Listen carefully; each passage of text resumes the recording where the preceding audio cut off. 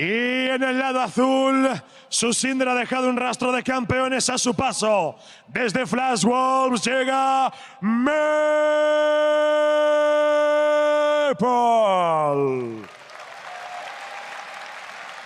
And No. My time to talk. Ayer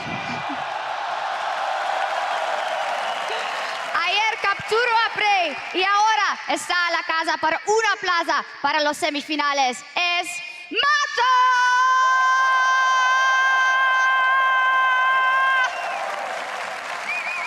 Caballeros, es la hora del combate. ¿Qué comienza la batalla? oh man, We're not prepped by this. I have no clue what's. I know a little bit Spanish. I know Matar is to kill, right? And Mata has been winning all these 1v1s. There's a correlation here. You need to change your name before you get into one of these. All right, definitely so. Call yourself Matar. You'll win the 1v1s. All right, that was something else. I'm keep getting baffled by these intros and slightly worried.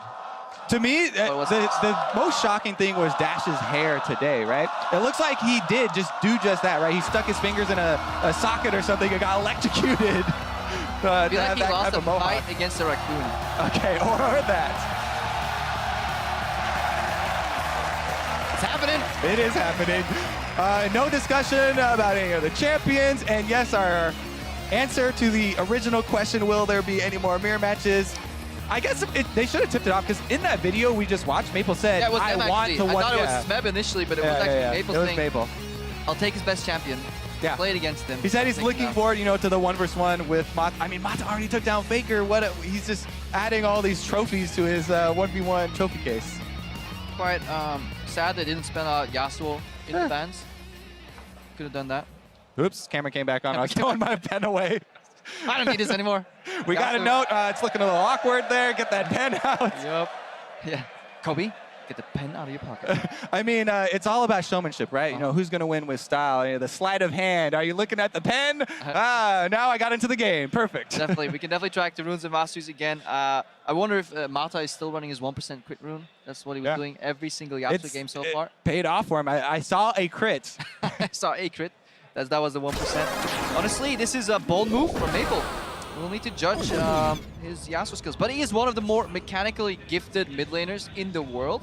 So it's definitely possible. And that's what All-Stars is all about, being bold. Well, what are you playing a 1v1 for if you're a mid laner and you're scared to challenge the support player in a Yasuo 1v1? I mean, come on, you gotta be able to put up here. This is interesting. Maple's running Grasp Yasuo.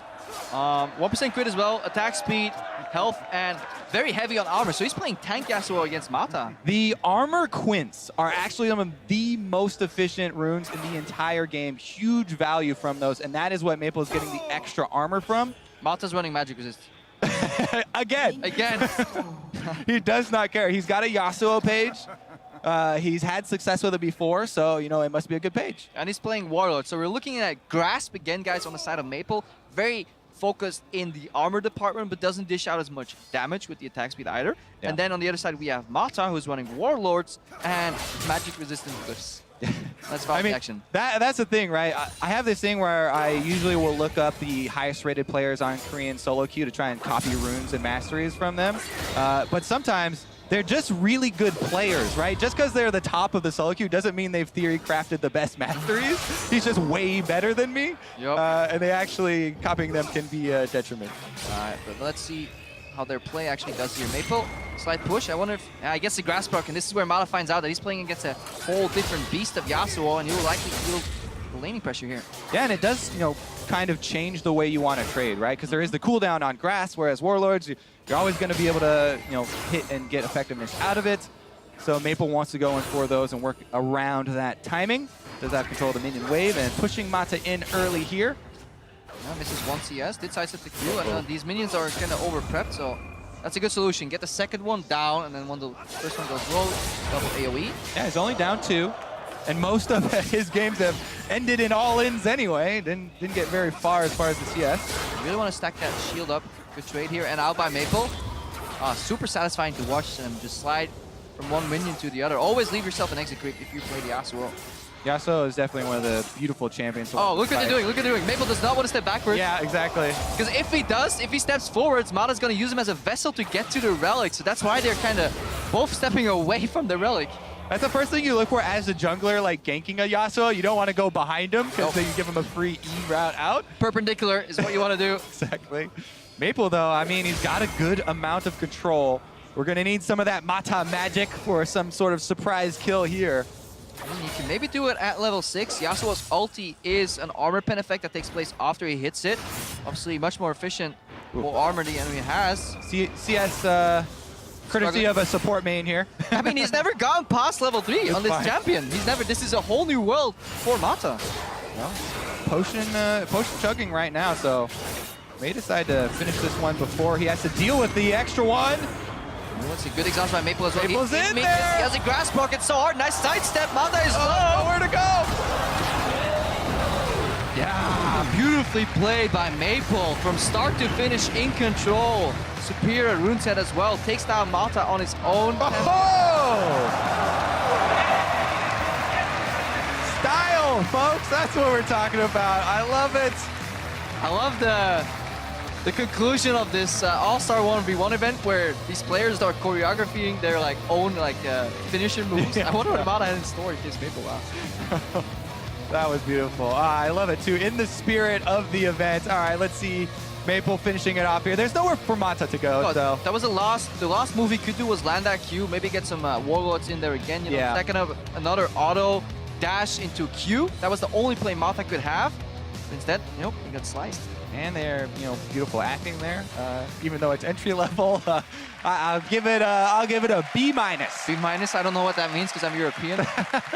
But we'll need to recruit them once. Better than average. Better than average. Once we do our April Fool's games, we can get Mata in as an actor. Yeah, yeah. I've got something planned for you later too. It'll be more along like For the Watch and Krepo going down. But for now, we gotta keep everything civil because there's a long way to go, and both teams still have a chance. Smeb is in there for Team Fire, but it does not look good for him.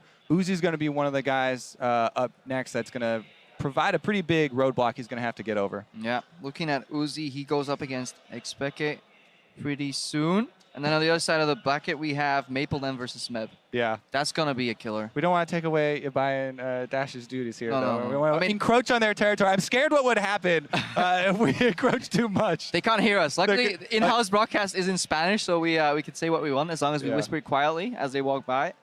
But and actually, after the last one, too, we might have shocks coming down from the rafters here. Just like Mission Impossible style, just please stop introducing my players. Yeah, exactly. All right, I'll make sure to get into this one as well. I'm ready to research the runes. Yeah, we're like... Oh, yeah, we're getting A+, actually. I'll grade ourselves. This is a self-grading system. Peer evaluation. Exactly. I rate this casting duo 10 out of 10. We've got that feedback circle going here. Great job, Krepo. You're amazing. You're wonderful too, Kobe. I hope we're getting these shots of the crowd as well, because the crowd is absolutely amazing here in the stadium. Super hyped up. This is definitely one of their most loved events as well. It's just super pleasant to be in Barcelona. It's not only is it a wonderful city with some great food, tapas. Luckily, we leave after 1 week because otherwise it would end up pretty poorly. But the people here are just incredibly nice. Bulking phase. Bulking phase. Met quite a few of them, and they're just so excited. A lot of them are rooting for Team Ice, though, because whenever they had the scars out, it was always for Expeke, maybe Mythi, and they really want to see Expeke succeed. Yeah, and he has been. That's the greatest part, right? How? How? Yeah, exactly. That's like it's like he's got Garen coming out of nowhere. He's winning 1v1s all over the place with Cassiopeia, with Tyr, and he arrives in these really short shorts that I would. I'm not sure if I would even pull them out on broadcast. The only sad thing about the shorts was that Mythi didn't get a pair. Yeah. I felt so bad for him because people are like, oh, why is Mythi not wearing them? Where's the solidarity? But he actually didn't even get a pair. All right, guys. Oink up. All right. You got trolled. I got trolled right now. Don't it's worry. not Dash. I see Ibai on stage. Let's see who's run to the finals is cut shirt with Ibai, not Dash, on stage.